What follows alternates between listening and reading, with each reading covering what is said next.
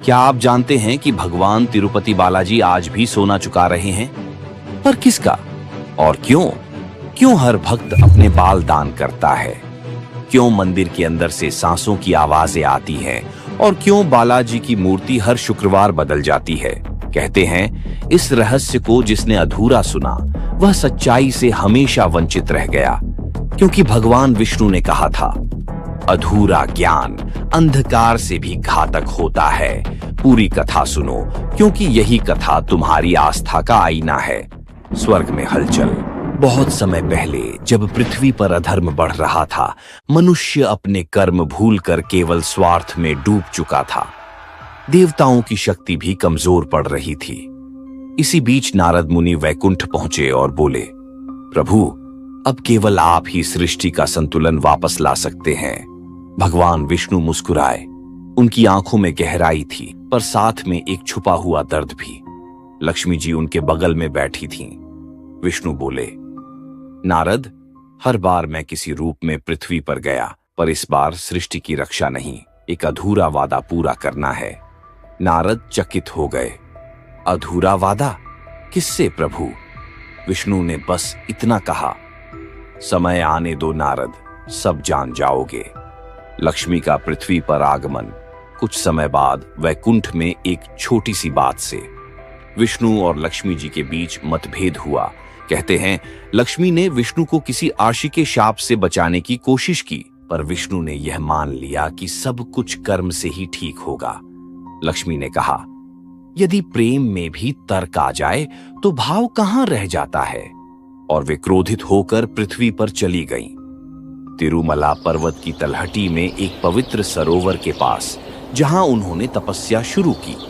विष्णु मौन रहे, पर उनके हृदय में रिक्तता थी। स्वर्ग में शांति थी, पर उनके भीतर तूफान। वे जानते थे सृष्टि चलाने वाला नियमों से नहीं, प्रेम से बंधा है।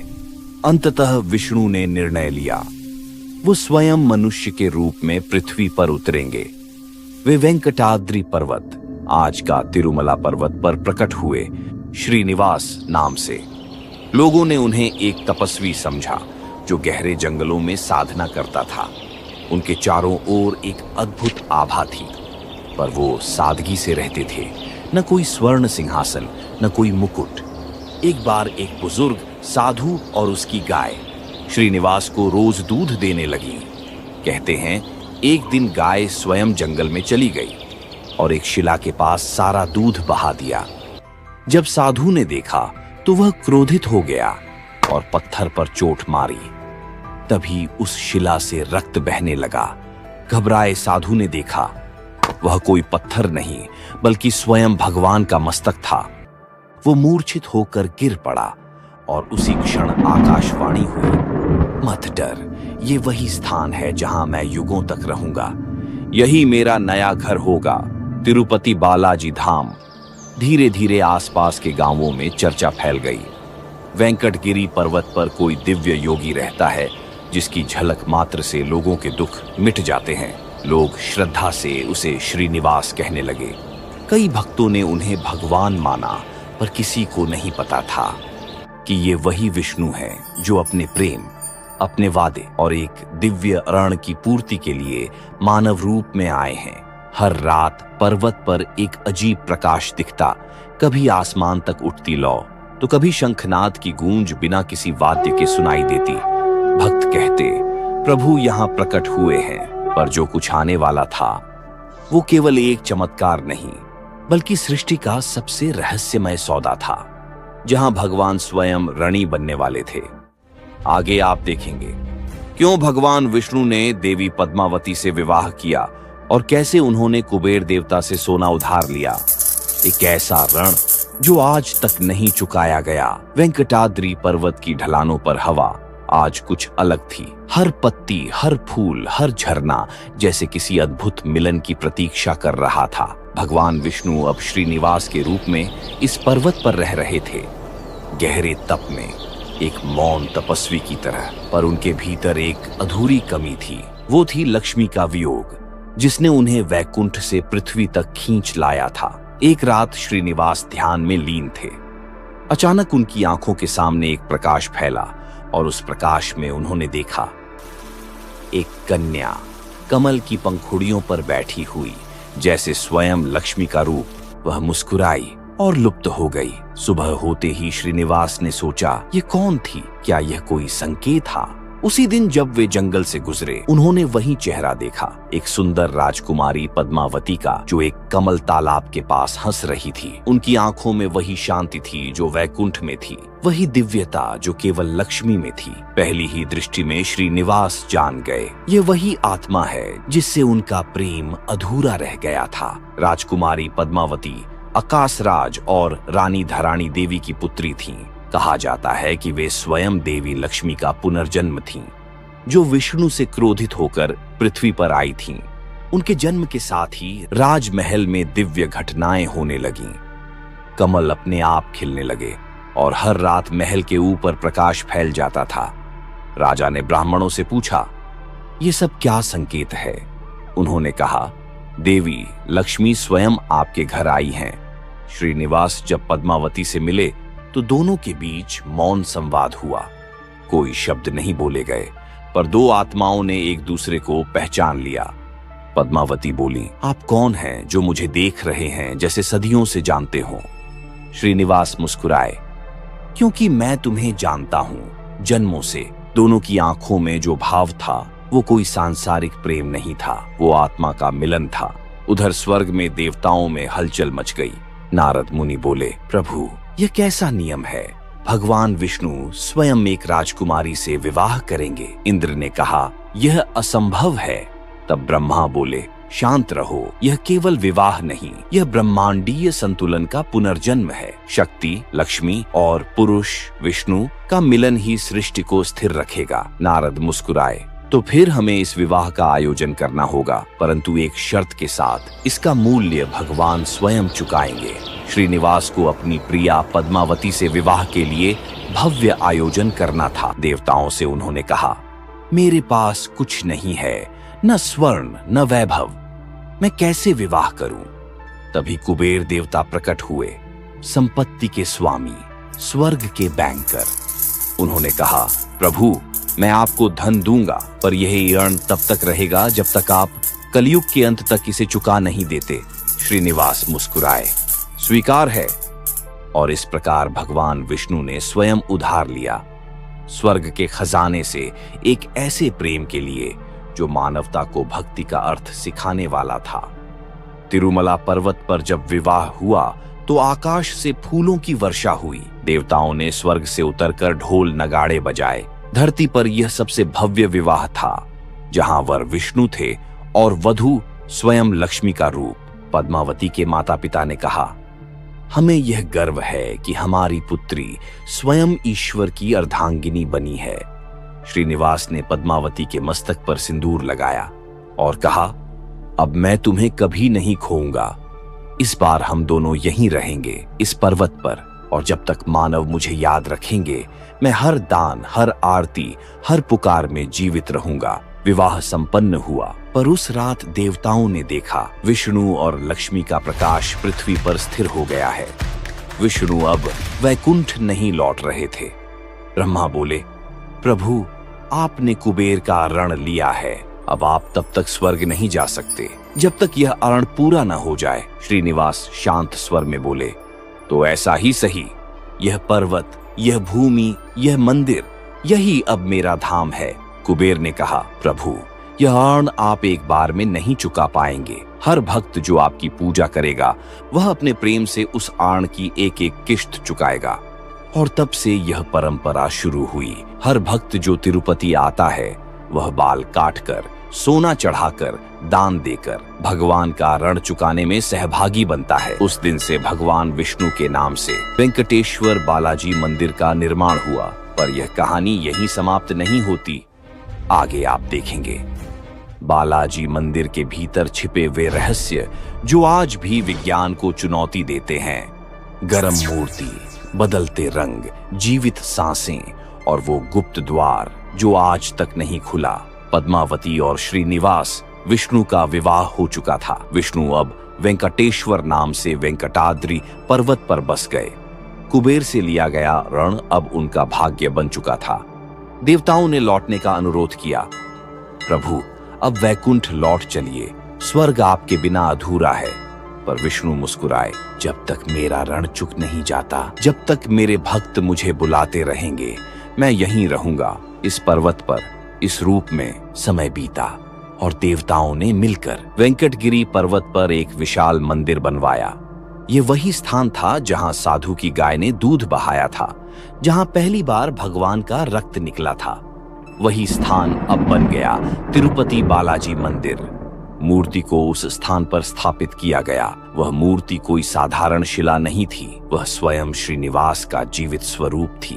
प्रतिष्ठा के दिन आकाश से पुष्प वृष्टि हुई और नारद मुनि ने कहा, आज से यह स्थान होगा भक्तों की आस्था का धाम। जो यहाँ आएगा वह अपना पाप नहीं बल्कि अपना अहंकार छोड़कर जाएगा। स्थापना के कुछ दिनों बाद ही पुजारियों ने एक अजीब बात नोट की। मूर्ति हमेशा गर्म रहती है। हर समय उसका तापमान लगभग 42 से 44 डिग्री सेल्सियस तक बना रहता है, भले ही पर्वत पर ठंडी हवाएं चलती हों। एक बार कुछ वैज्ञानिकों ने परीक्षण किया। उन्होंने कहा, यह संभव नहीं, क्योंकि पत्थर में गर्मी टिकती नहीं।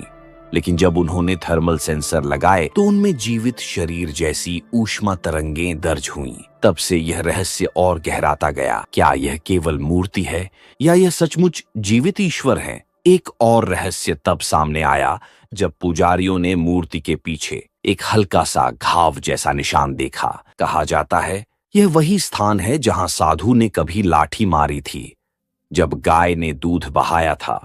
वो घाव आज भी मूर्ति के पीछे मौजूद है। रोजाना पूजा के समय उस पर चंदन और कपूर लगाया जाता है, पर कहते हैं वहां से आज भी हल्की गर्माहट और कंपन महसूस होती है। हर कुछ वर्षों में मंदिर के पुजारी मूर्ति के सिर से बाल काटते हैं। वो बाल मुलायम, सुगंधित और प्राकृतिक होते हैं, जैसे किसी इंसान के। विज्ञान ने कई बार जांच की, पर वे बाल कृत्रिम नहीं, वास्तव में मानव के जैसे जीवित रेशे हैं। कहा जाता है यह प्रतीक है उस बाल दान का जो हर भक्त भगवान को समर्पित करता है, मानो भगवान अपने भक्तों का अंश अपने स्वरूप में समाहित कर लेते हों। मूर्ति के पीछे एक प्राचीन पत्थर का द्वार है। वहां न कोई ताला है न चाबी, पर कोई उसे खोल नहीं सकता। कहते हैं कई शताब्दी पहले एक राजा ने जिज्ञासावश उस दरवाजे को खोलने का प्रयास किया। जैसे ही द्वार को तोड़ा गया, अंदर से भयंकर गूंज और अग्नि की लपटें निकली। राजा वहीं बेहोश होकर गिर पड़ा। तब से वह द्वार सदा के लिए बंद कर दिया गया। पुजारी कहते हैं उस द्वार के पार वैकुंठ का मार्ग है। जब आर्ण पूरा होगा, भगवान उसी द्वार से लौटेंगे। मंदिर के मुख्य गर्भगृह में हर रात एक अद्भुत घटना घटती है। जब सारी पूजा समाप्त हो जाती है और पुजारी दरवाजा बंद करते हैं, तब भीतर से सांसों जैसी आवाजें आती हैं, कभी हल्की कभी गहरी, मानो कोई सच में विश्राम कर रहा हो। कभी कभी वहां उपस्थित पुजारी कहते हैं उस समय पूरा वातावरण बदल जाता है। धूप की सुगंध में एक जीवित उपस्थिति महसूस होती है। कई बार गर्भगृह का तापमान बढ़ जाता है और चंदन स्वतः पिघलने लगता है। क्या यह केवल श्रद्धा है या सच्ची अनुभूति? कोई नहीं जानता। कुबेर के दिए गए आर्ण को भगवान विष्णु स्वयं तो चुका नहीं सकते थे, इसलिए उन्होंने वचन दिया, मेरे भक्त ही इस आर्ण की अदायगी करेंगे। इसीलिए हर भक्त जो बालाजी के चरणों में जाता है, वो या तो अपने बाल काटकर या सोना, चांदी, धन, भोजन देकर भगवान के ऋण का हिस्सा चुकाता है। माना जाता है कि इस आरण का लेखा जोखा स्वयं कुबेर रखते हैं। हर दान, हर नमन, हर आरती उस दिव्य आरण की एक एक किश्त है। हर शुक्रवार मूर्ति की विशेष पूजा होती है। उस दिन पुजारी मूर्ति को स्नान कराते हैं, फूलों से सजाते हैं और फिर विशेष दीप जलाते हैं। कहा जाता है कि इस पूजा के बाद मूर्ति का रंग हल्का बदल जाता है, कभी सुनहरा, कभी सांवला। जो भी इसे देखता है तो उसके भीतर एक अजीब कंपन उठता है, मानो स्वयं भगवान ने अपनी उपस्थिति का संकेत दिया हो। कई बार वैज्ञानिक दलों ने इन घटनाओं का निरीक्षण किया। Thermal camera, infrared scan, sound sensor, सब प्रयोग किए गए, परंतु कोई निष्कर्ष नहीं निकला। किसी ने कहा यह ऊर्जा है, किसी ने कहा यह परंपरा का प्रभाव है, पर जो श्रद्धालु थे उन्होंने बस मुस्कुराकर कहा, विज्ञान हर चीज नाप सकता है पर विश्वास को नहीं। एक बार एक वृद्ध भक्त मंदिर के अंदर घंटों ध्यान में बैठा रहा। उसने कहा, मैंने कुछ नहीं देखा, पर मैंने उसे सुन लिया। उसने बताया कि गर्भगृह के भीतर उसे किसी के कदमों की धीमी आवाज सुनाई दी, जैसे कोई चल रहा हो। फिर शंख की ध्वनि बिना किसी वाद्य के गूंजी। वह बोला, मुझे लगा भगवान मुझसे कह रहे हैं, मत सोचो कि मैं मूर्ति हूँ, मैं जीवित हूँ तुम्हारी आस्था में। अब प्रश्न यही उठता है, क्यों भगवान को ऋणी बनना पड़ा? क्या ईश्वर को भी किसी से उधार लेना पड़ सकता है? हाँ, क्योंकि यह कथा सिर्फ धन का नहीं, प्रेम का ऋण है। विष्णु ने यह संसार यह दिखाने के लिए रचा था कि ईश्वर भी प्रेम और समर्पण के बंधन में बंध सकते हैं। उन्होंने यह संदेश दिया, जब तुम मुझे देते हो तो वास्तव में तुम अपने भीतर के अहंकार को त्यागते हो। वही सच्ची भक्ति है। कुबेर का ऋण आज भी शेष है। कहा जाता है, जिस दिन यह ऋण पूरा हो जाएगा उसी दिन कलयुग समाप्त होगा, और जब वह समय आएगा तो भगवान उसी गुप्त द्वार से होकर फिर वैकुंठ लौट जाएंगे। पर तब तक हर भक्त जो उनके दर्शन करता है, हर नमन, हर आंसू, हर दान, वो उस दिव्य ऋण का एक अंश है। आगे आप देखेंगे भविष्यवाणी और भक्ति का अंतिम अर्थ। जब ऋण पूरा होगा तब क्या होगा? क्या कलयुग समाप्त हो जाएगा? और क्यों भगवान विष्णु ने कहा, मैं यहाँ रहूंगा जब तक मेरा भक्त मुझे पुकारता रहेगा? शास्त्र कहते हैं कि जब धरती पर भक्ति की जगह केवल दिखावा रह जाएगा, जब मंदिर दान से नहीं व्यापार से भर जाएंगे, जब मनुष्य की पूजा में भावना खो जाएगी, तब वह ऋण अपने आप पूरा हो जाएगा। और उस दिन तिरुपति के गर्भगृह का तापमान घटेगा, सांसों की आवाजें थम जाएंगी, फूलों की सुगंध शांत हो जाएगी। फिर धीरे धीरे वह द्वार खुलेगा और प्रकाश की एक लहर पूरी दुनिया में फैल जाएगी। परंतु तब तक हर भक्त की प्रार्थना ही उस प्रकाश को रोके हुए है।